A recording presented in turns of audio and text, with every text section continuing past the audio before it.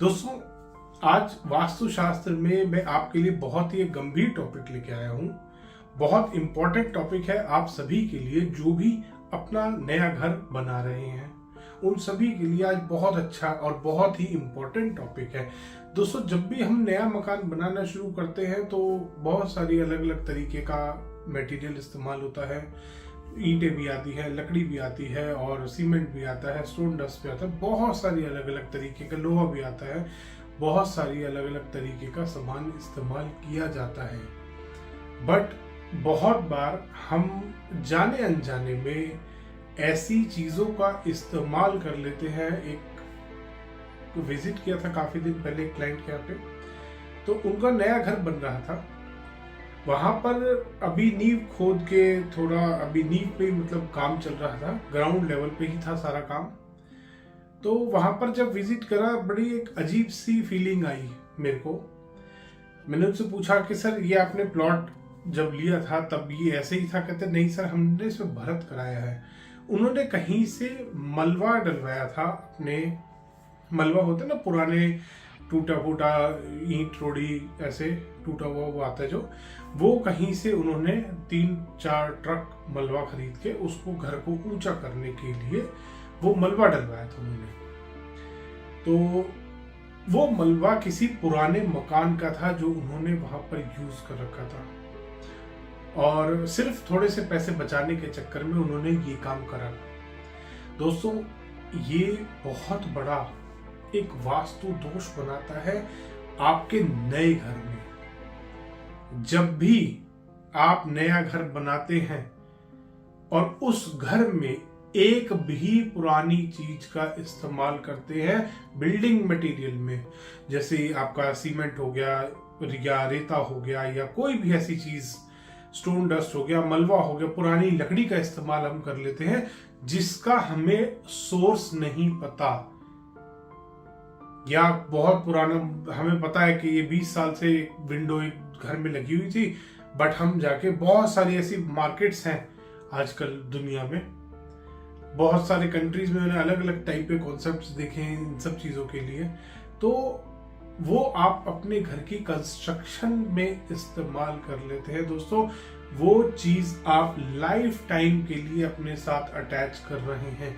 वो नेगेटिविटी जो उस चीज के साथ आई है वो आप अपने साथ अटैच कर रहे हैं।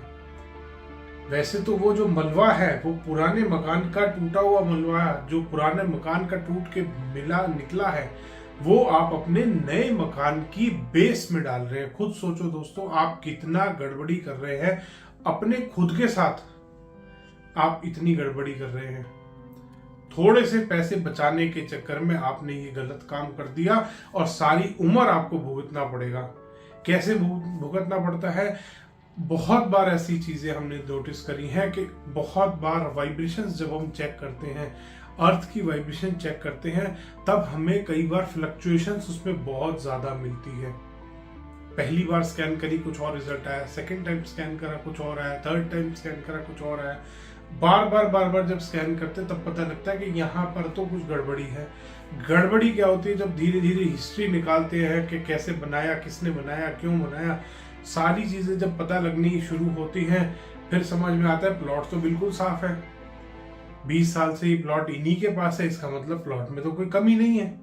फिर क्या हुआ? फिर हम पूछते हैं कि क्या आपने कोई पुराना बिल्डिंग मटेरियल का सामान इस्तेमाल किया था?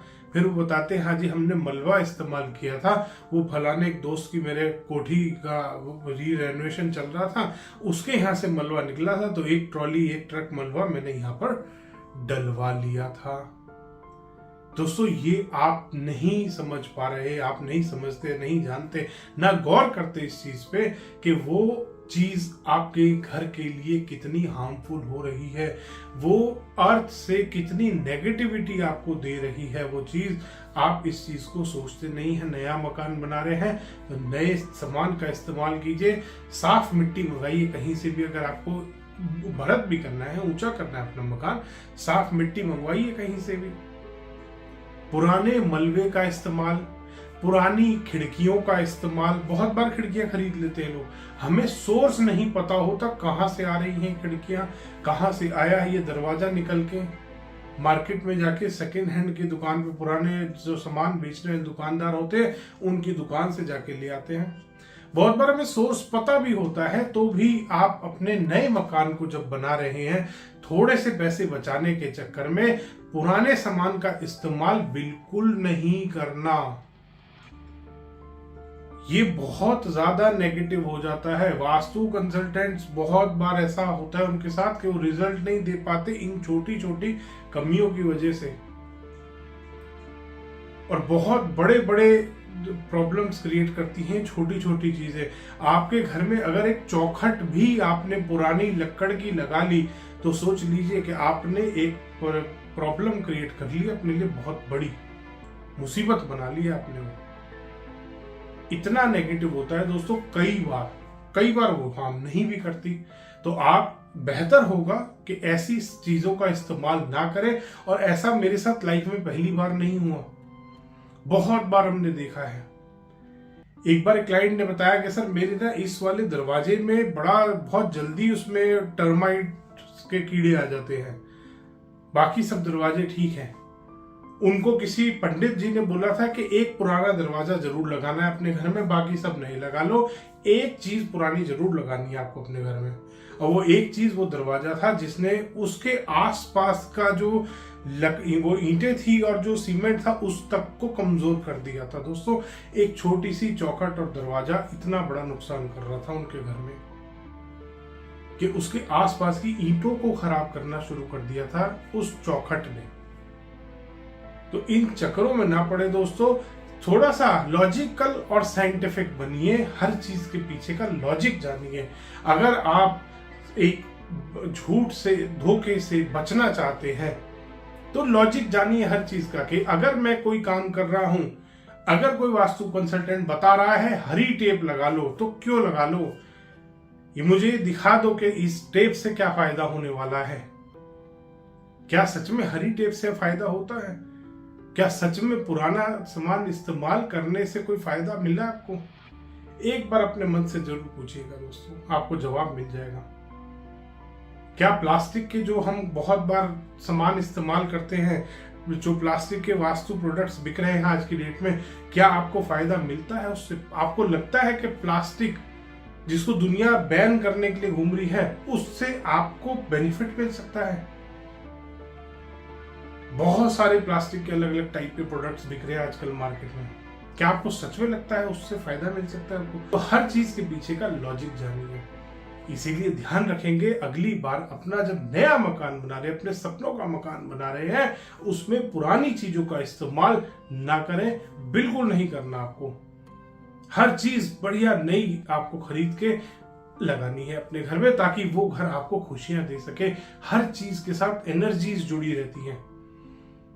एक एक ईंट जब आप अपने घर में लगाते हैं, हर ईंट आपके घर में पॉजिटिव होनी चाहिए।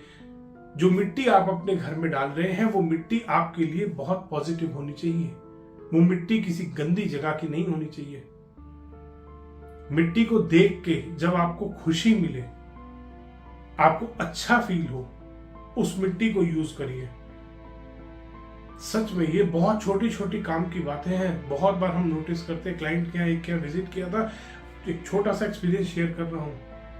वहां पे मिट्टी उन्होंने मंगवाई थी कहीं से, मिट्टी देख के बहुत गंदी लगी मुझे। मैं कहा सर ये मिट्टी आप मत डलवाइए, आपके लिए बहुत अच्छी नहीं है। और आप यकीन नहीं मानेंगे, एक ट्रक मिट्टी वहां पे डल चुकी थी और वो रैंप में उनके आ रही थी। रैंप हर 6 महीने में उनका क्रैक होता था। फिर उन्होंने, मेरी बात बाई चांस पता नहीं कहां से उनको ध्यान आ गई, उन्होंने वो मिट्टी चेंज करा दी वहां की बाद में। और मिट्टी चेंज कराते ही सालों साल वो रैंप चल रहा है उनका, अभी भी शायद उनका वो रैंप एज इट इज है।